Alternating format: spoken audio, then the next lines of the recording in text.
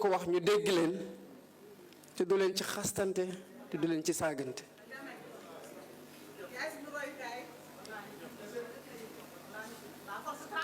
Pour xuloo il faut 2 personnes.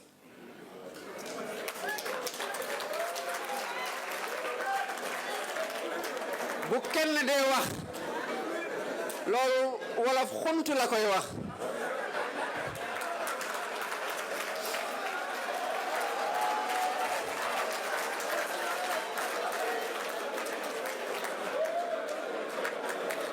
xuntu nag xuntu mënuñu tere kenn mu xuntu waaye mën nañoo bañ a fekk ci kenn ci xuntu ba mu doon xuloo bu ñuy déconcentré ci li ñu war a nekk di distraire ci li ñu nekk di liggéey.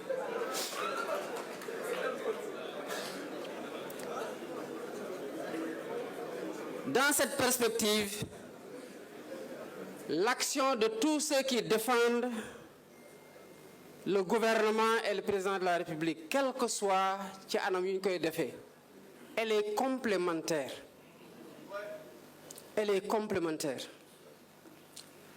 Benn adversaire ngeen am, c'est l'opposition. Mais même opposition boobu, elle doit avoir dans une démocratie voix au chapitre.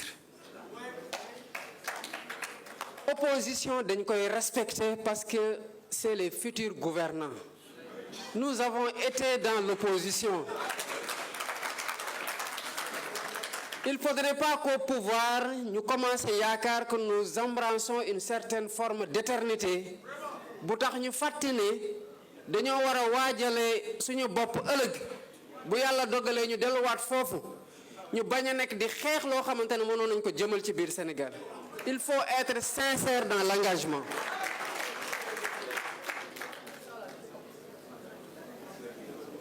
lii moo tax ba ma jàpp ne que le Sénégal ne nous appartient pas, nous les politiques. Il appartient à tous les Sénégalais. Les devanciers, nous leur devons reconnaissance et préservation du legs. Aux générations actuelles,